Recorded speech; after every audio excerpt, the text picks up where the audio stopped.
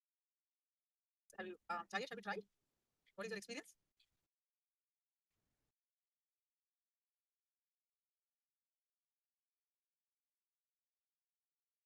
To manage. Say to manage. This is what for all of us. All right. Now, how to awaken the Kundalini Shakti? Awakening the Kundalini Shakti in multiple ways. So now let's listen from Swamiji's own voice. How to awaken the Kundalini Shakti. Today, we are entering into the 46th aphorism, 46th meditation technique by Shiva. It's a very powerful technique to awaken the Kundalini Shakti. Traditionally, the word Kundalini Shakti is used to mean an extraordinary potential energy which is hidden in every human body. Understand? Animals may have body, but they do not have Kundalini Shakti. The only difference between you and the animal is this potential energy. Maybe if I have to use more words, Kundalini Shakti is something like a possibility for becoming enlightened. The possibility to become enlightened, the possibility to become a different human being, different conscious being, is there only in human beings. Animals may have same body, may look like intelligent, but they do not have the possibility, the potentiality to become enlightened, to be a different human beings, to be a different conscious beings. The Kundalini Shakti is a energy which resides in every one of you. If it can be awakened, it will take you to a different plane of consciousness, different plane of existence. Understand? All the enlightened masters on the planet Earth are again and again saying the life is ecstasy, life is joy, life is bliss, life is just shining. And there's a beautiful saying by a great master: whatever happens is auspicious. Mangala, Shivam. In Sanskrit, the word Shivam means auspiciousness. They say whatever is happening is auspicious. But for us it doesn't look like that. You ask CNN for a few minutes, you'll understand. No, whatever is happening is not auspicious. But again and again, enlightened masters are saying, whatever is happening is auspicious. Mangala, Shivam. Why? Why they are saying again and again? People ask me, what is this, Swamiji? If they see CNN for 10 minutes, they'll understand. Whatever is happening is not auspicious. If they listen to the news, they'll understand. But even after listening to the news every day, seeing everything, I do feel whatever is happening is auspicious. What to do? Very difficult. The logical man cannot understand, cannot relate with what I'm saying. But heart of heart, I feel very strongly, whatever is happening is auspicious. Shiva. The word Shiva means, in Sanskrit, causeless auspiciousness. Whatever happens in your life, even if the best thing happens, you can always think, it could have been a little better. It could have been a little better. Or whatever worst thing happens, you can always say, oh, at least this much I'm saved. It's up to you to feel whether things are auspicious or inauspicious. In the planet Earth, only two kinds of human beings are there. People who feel everything is inauspicious. We need some correction. We need some alteration. We need some further development. We need to remodel. There are some people who feel everything happening is auspicious. Person who feels whatever is happening is inauspicious is a materialistic. He believes in matter, correction, doing, remodeling, changing, altering. Person who believes whatever is happening is auspicious is a spiritualist. Believes in the intelligence of the cosmos, the whole. He is very clear. The whole is much more intelligent than part, me. If you think the whole is not more intelligent than you are materialistic, egoistic. If you think the whole is much more intelligent than me, you are spiritualist. Over. The whole world can classify just with these two categories. If you feel whatever is happening is auspicious, you are a spiritual person. A small story. After a powerful sermon on the charity, the priest sends his hat for a round of collection. The hat goes round, comes back as empty as it was sent. He took his hat and said, oh God, at least the hat came back. Understand? He is intelligent. He is very intelligent. He is able to think whatever is happening is auspicious. Whatever is happening is best. You can either think whatever is happening is inauspicious, or you can realize whatever is happening is auspicious. Why? Enlightened beings are constantly feeling whatever is happening is auspicious. It is just because of the Kundalini Shakti. Once this Kundalini energy awakens in you, you will feel so much of energy in your body, you will not be able to complain about anybody. Understand? You will complain about anything or any person or any incident only when you are in low mood, means your usual mood. You will not be able to complain, criticize, or feel disappointed about any person or anybody if your body is overflowing, bubbling with energy. You feeling whatever is happening is auspicious or inauspicious is directly connected to your energy level. At some time, if you get a glimpse of that high energy, by some method, sometimes people get into that high energy without even knowing. Maybe they go to some high energy places, or they are really relaxed, they get into that high mood. Suddenly those few moments, or few hours, you feel you are so fulfilled, nothing is wrong in the planet. You will feel everything is going the best way. If you had this glimpse, these moments in your life even once, you can be called as a spiritual seeker. Sometimes even while seeing the sunset, suddenly you feel the whole thing is settled in you. And you think, God, everything is beautiful. Things are happening. It's okay. Suddenly, some mood, you are silent. you are relaxed, you are filled with energy, and you see whatever is happening is auspicious. There is only two planes of existence. One, the plane of normal human beings. Whatever is happening needs to be altered. Anything, they cannot say, I really like that person, but they can't stop, they can't end a sentence without that but. Without that but, they can't end any sentence. They cannot make a statement without that but, that ends. If you are using that word, but, or this, then you are a human being. That's another kind of existence. Whatever happens, he is not bothered at all. In Gita, Krishna says, Samaschitta. It does not mean he is not compassionate. Understand? A person who is balanced does not mean he is not compassionate or he doesn't suffer since others struggle, others suffering. He tries only to remove others suffering instead of him, he is suffering with them. You will ask me, Swamiji, if you are not disturbed by others suffering, how can the world run? I tell you, no, you are understanding very wrongly. You are not supposed to start suffering by seeing others suffering. You are supposed to remove their suffering. If you also start suffering, what will happen? If you also start suffering, what will happen? Nothing will happen. You add more suffering, that's all. Earlier we had 20 people suffering on the planet, now 21 people are suffering, that's all. That is not the thing we need. One person came to me and asked, Swamiji, I have wealth, I feel the suffering of poverty, shall I share all my wealth and distribute to all the poor people? I told, if you do that, now we may have 20 poor people. After you do that, we will have 21 poor people, that's all. That is not the way. Understand? Do not try to bring you down to the poverty, try to bring them up to that richness. That's a two different thing. Feeling imbalance, getting disturbed is not directly going to help. It is not directly going to help. First thing, you need to feel completely overflowing. Whatever is happening is auspicious. In the auspicious energy, let there be one more auspicious wave to bring the people up. Can be the idea, or can be the understanding. The person whose Kundalini is not awakened, whose Kundalini Shakti is not become alive, in Sanskrit we call Kundalini Jagrata. The higher consciousness awakening. If it has not happened in you, whatever is happening inside and outside you will be inauspicious. If the awakening happens, whatever is happening inside and outside you will be auspicious. I have seen human beings smiling at their death, at the point of death, at the moment of death. I have seen personally. For them, whatever is happening is auspicious. Awakening of the Kundalini, awakening of the potential energy in you will take you to a different plane of consciousness. Here Shiva is giving us a technique, a beautiful technique, to achieve the same state of Kala, Shiva. The sutra says, Bhave Shiva, means that you achieve the state of Shiva. These sutras, these aphorisms, were delivered by Shiva 10,000 years ago. In those sutras, he says very clearly, through this method, by awakening the Kundalini, let you achieve the same consciousness of mind. Understand? He is not saying, let you all worship me. No. He is saying, let you be me. Let you be me. Worshipping him should be just an inspiration to become him. Should be just an inspiration to become him. It is only an inspiration to realize his consciousness, his space. Shiva is giving. Very powerful technique. To awaken the Kundalini Shakti. One request, do not try this technique in the home. It's a very powerful technique. It should be done only with the presence of an enlightened being. With the direct guidance of enlightened being. Because it can straightaway awaken the Kundalini. So actually, even if you do it in the home, nothing wrong will happen. But you will not have the constant reassurance. Just because of your fear, you will create problem for you and the people around you. No spiritual experience can do anything back to you. Understand? Sometimes people come and tell me, Swamiji, I have over energy, I am afraid. There is no such thing as over energy. Over energy will do only more good, that's all. I am never bothered about this over energy. This over energy is just a fear. They are afraid. That is why they call all this over energy, all this drama. That's a beautiful story. Once Ramakrishna asked Nithyananda, if you see the ocean of nectar, how will you drink? What will you do? Nithyananda says, I sit in one corner, like a small bee, and drink sip by sip. Ramakrishna says, fool, why? Why don't you just drop yourself into that? Why don't you fall into the ocean? Nithyananda says, no, I may die. Ramakrishna then says, beautifully, fool, it's an ocean of nectar, immortality. How will you die in that? It is ocean of nectar. The moment you fall, drop yourself into that, even if little bit goes inside your mouth, you are already immortal. How can you die? You can't die by dropping yourself into the ocean of nectar. Same way, you can't have some negative things by over energy. Over energy can be more positive and more good. How can that be any negative? No. It can only do more good to you, more positive things. But at the initial level, you may not be able to strongly feel this and be reassured. When you get some experience, you start creating more trouble for you and others. And I will give you email. And just for that reason I am telling you, don't do it in the house, otherwise this will not create any danger. It's a very powerful method of awakening the Kundalini, using your whole body and the sound. Understand?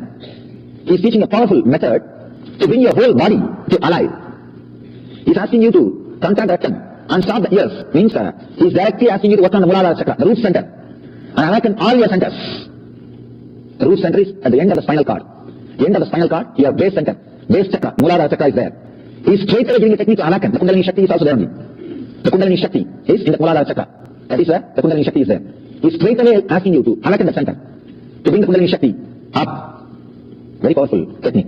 Let's understand few things about why he is asking has to contract awaken. And awaken, this is called Ashwini Mudra in Sanskrit. In Sanskrit we call it as Ashwini Mudra. Why? He is asking us to do this technique. And how we can awaken the Kundalini Shakti. Understand? Your fear is directly connected to your life energy. Here, Shiva is neither using fear nor using greed to flood you with energy. He is using meditation. There are three methods through which you can flood your system with energy. Fear, greed, meditation. The problem with flooding your system through fear and greed, it will tire your system. So Shiva is giving us a powerful technique. To awaken, flood your system with energy. Neither through fear nor through greed. Because by fear or greed, if you flood your system with energy, you can flood, but soon your system will become tired. You can see, after a fear stroke, anxiety attack, you are tired. After a lust stroke, a sexual act, you are tired. Both can drain your energy, can make you insensitive, can make you dull, you can depress your system. But flooding your system through meditation technique, flooding your system with energy through meditation will only raise you to the higher and higher and higher levels. The technique which I is doing now will lead you to the deeper depths, deeper levels of energy, experiencing consciousness by awakening your Kundalini. So, you experience same glimpse of Kundalini only when you are attacked by fear and greed. But one glimpse, and second thing, a wrong method, which can tire your body, which can exhaust your system, through which the aging process will be quickened.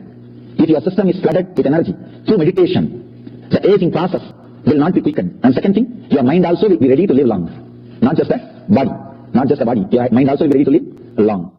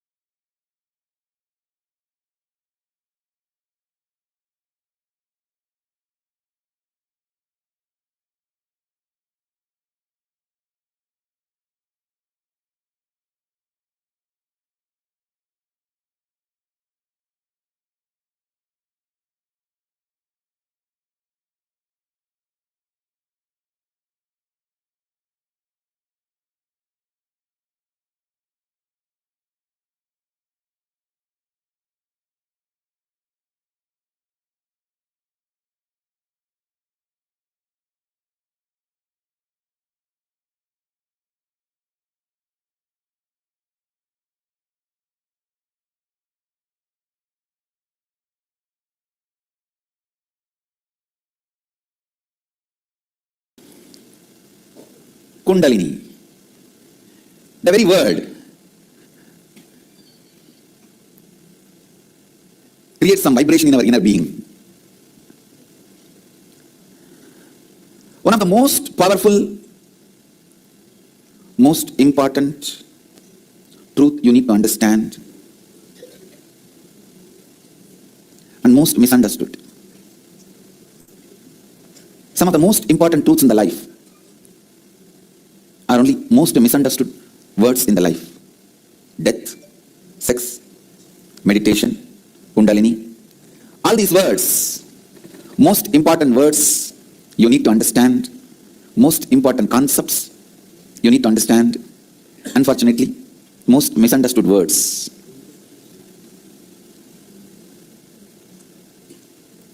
But one good thing,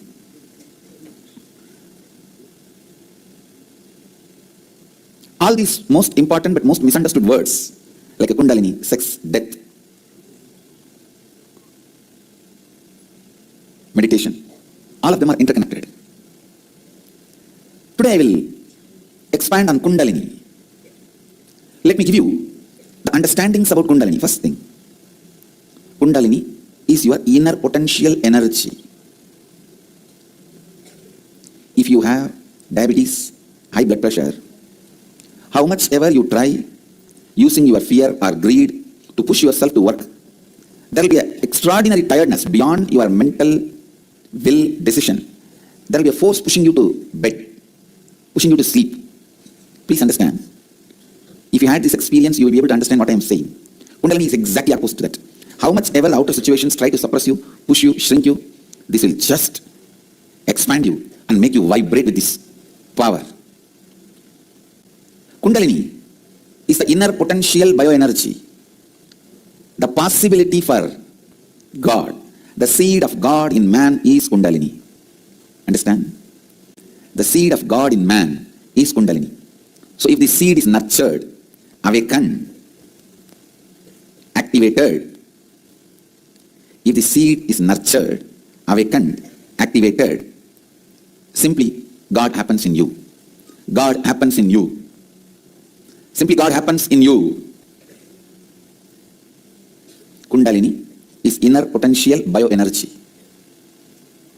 People ask, why is this energy hidden at all? Please understand, it is not hidden. It is in the form of seed. Seed is the source of a tree. That does not mean the tree is hidden inside the seed. Your godliness, your godhood is from Kundalini. Kundalini is the source of your godliness. But that does not mean Kundalini is hidden in you. People ask, why is it not expressing in everyone? Please understand. This is like you asking, why everyone is not becoming president of the country? Why everyone is not becoming lawyer? Why everyone is not becoming doctor? Each one decides what they want to become and put their attention in that direction and they become that. So Kundalini also awakens in people who wants it, who are ready to experience it, who are really interested in it. Kundalini Shakti is responsible for whether you experience emotional fulfillment, bhakti, devotion, you experience enlightenment through devotion, or you experience enlightenment through knowledge, wisdom. You experience enlightenment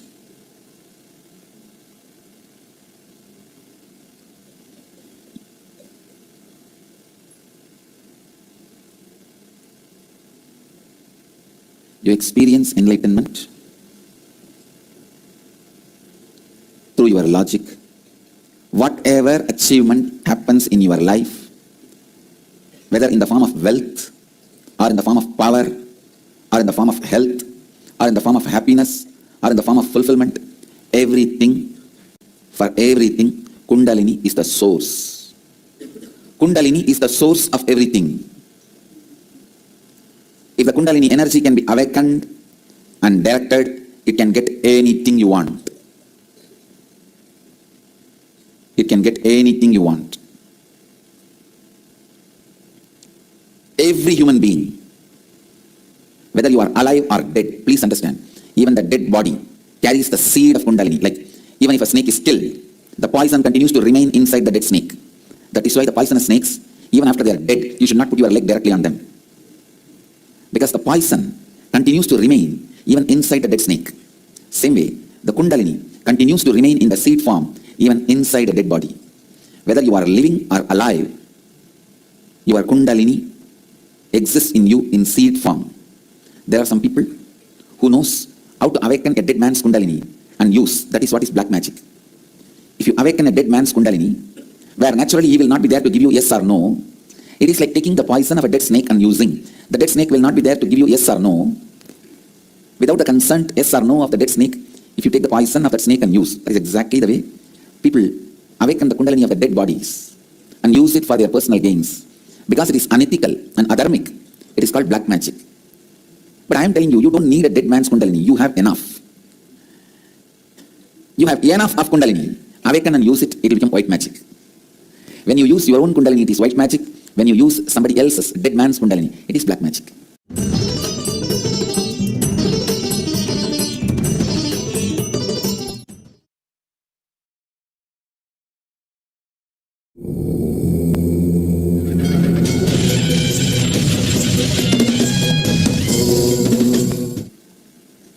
Listen to the deeper secrets of this Kundalini.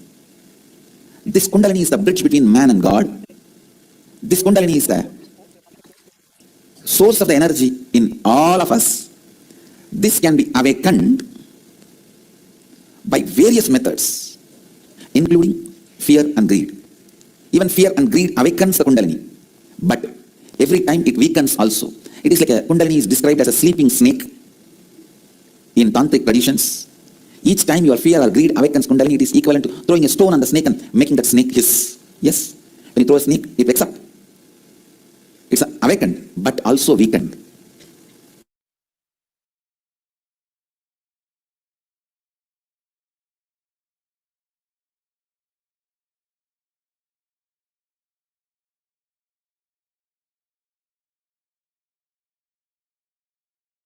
So now we're going to do the consciousness over matter one more round. Every Jnana session, after listen to every Jnana session, we do the power manifestation. So let's do one more round of power manifestation. Each round of power manifestation is equal to, whether you manifest or not, if you're sincerely practicing oneness, to manifest is equivalent to hours of meditation.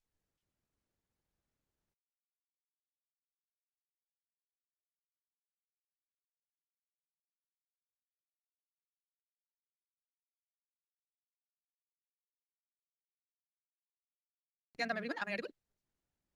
Can I have a thumbs up, maybe? Are you able to hear me, ma? Am I audible, maybe?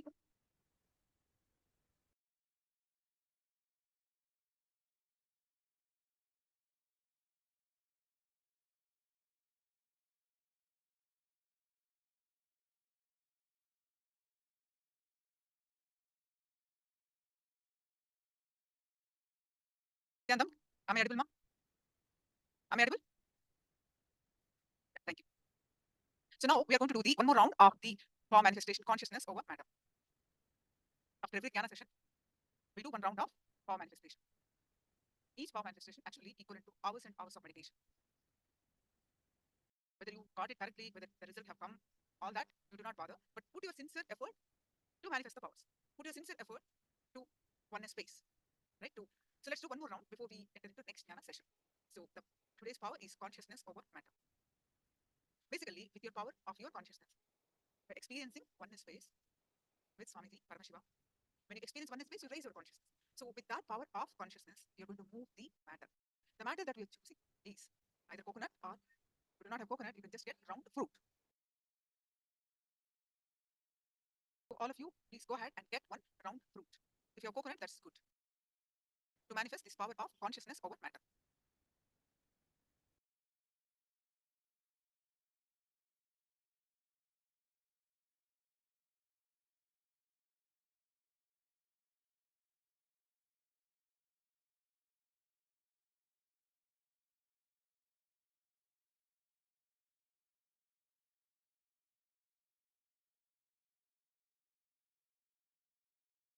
Please sit straight, with your head neck back, straight line.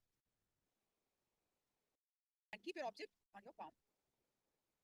If you're very comfortable manifesting, moving the object from your palm, you can do multiple objects. You can keep the objects on both hands. If you're absolutely comfortable moving the object from one hand, you can do either you can do command the direction that it should fall. You should command it should fall on the left side, it should fall on the right side, you should command the direction. Alright, so now let's start. Visualize Swamiji's form in your third eye and bring your awareness back onto your third eye again and again and start chanting the Mahavakya. And experience the space of oneness. With the space of oneness, manifest the power of consciousness over matter.